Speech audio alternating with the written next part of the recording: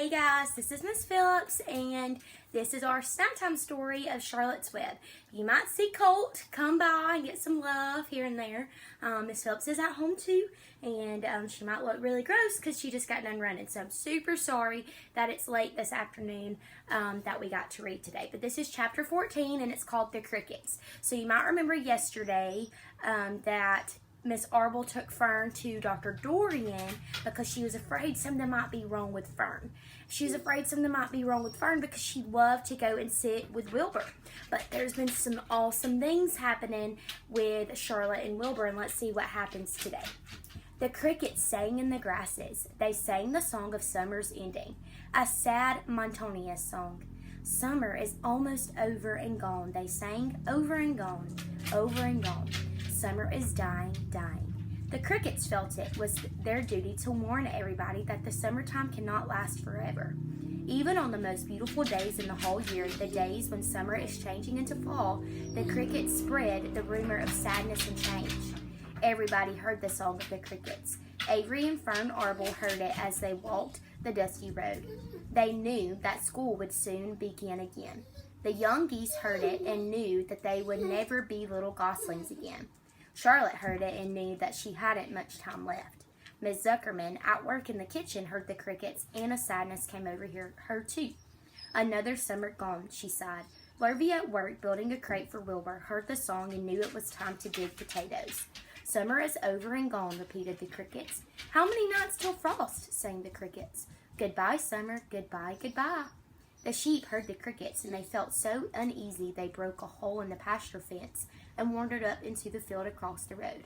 The gander discovered the hole and led his family through, and they walked to the orchard and ate the apples that were lying on the ground. A little maple tree in the swamp heard the cricket song and turned bright red with anxiety. Wilbur was now the center of attraction on the farm. Good food and regular hours were showing results. Wilbur was a pig any man would be proud of. One day, more than 100 people came to stand at his yard and admire him. Charlotte had written the word radiant, and Wilbur really looked radiant as he stood in the golden sunlight. Ever since the spider had befriended him, he had done his best to live up to his reputation. When Charlotte's Web said some pig, Wilbur had tried hard to look like some pig. When Charlotte's Web said terrific, Wilbur had tried to look terrific. And now that the web said radiant, he did everything possible to make himself glow.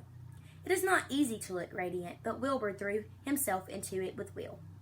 He would turn his head slightly and blink his long eyelashes. Then he would breathe deeply, and when his audience grew bored, he would spring into the air and do a backflip with a half twist. At this, the crowd would yell and cheer.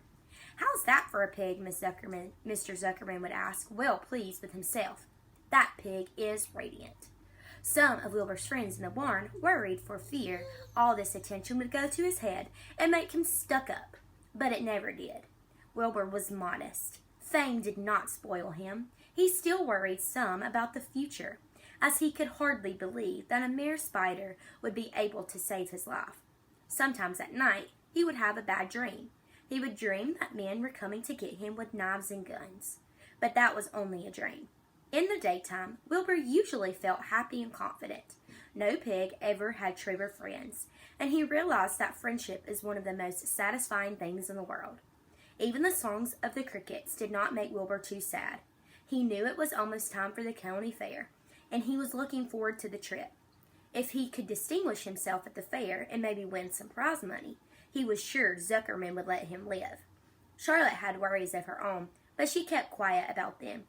One morning, Wilbur asked her about the fair. "You're going with me, aren't you, Charlotte?" he said. "Well, I don't know," replied Charlotte. "The fair comes at a bad time for me. I shall find it inconvenient to leave home for a few days." "Why?" asked Wilbur. "Oh, I just don't feel like leaving my web too much going on around here." "Please come with me," begged Wilbur. "I need you, Charlotte. I can't stand going to the fair without you. You've just got to come." "No," said Charlotte. "I believe I'd better stay home and see if I can't get some work done." "What kind of work?" asked Wilbur. "Egg laying. It's time I made an egg sack and filled it with eggs." "I didn't know you could lay eggs," said Wilbur in amazement. "Oh, sure," said the spider. "I'm versatile." What does versatile mean? Full of eggs? Asked Wilbur.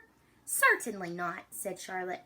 Versatile means I can turn with ease from one thing to another. It means I don't have to limit my activities to spinning and trapping and stunts like that. Why don't you come with me to the fairgrounds and lay your eggs there, pleaded Wilbur.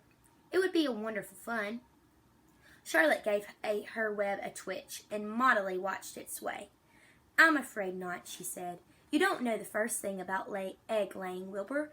I can't arrange my family duties to suit the management of the county fair. When I get ready to lay eggs, I have to lay eggs, fair or no fair. However, I don't want you to worry about it. You might lose weight. We'll leave it this way.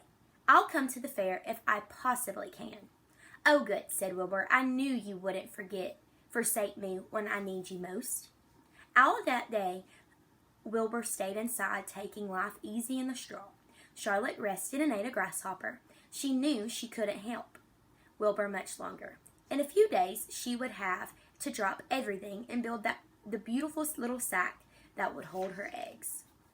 Tomorrow we will read chapter 15, and it's probably Miss Phillips' favorite chapter of the book, and it's called Off to the Fair. But Miss Phillips really wants you guys to know that she's really, really, really, really missing you right now. Today I went to Sam's with Miss Thompson and Miss Gore and got some things that I'm going to need over our break. And I also went and ran, and I'm about to go down to the lake and fish a little bit. So make sure that you're enjoying this beautiful weather we're having and that you are making the most of our break. And if you want to tell me what you guys did today and talk about what you guys did today, drop a comment below our video so that we can stay in touch. I love you guys, and I hope you're having a wonderful break. Bye.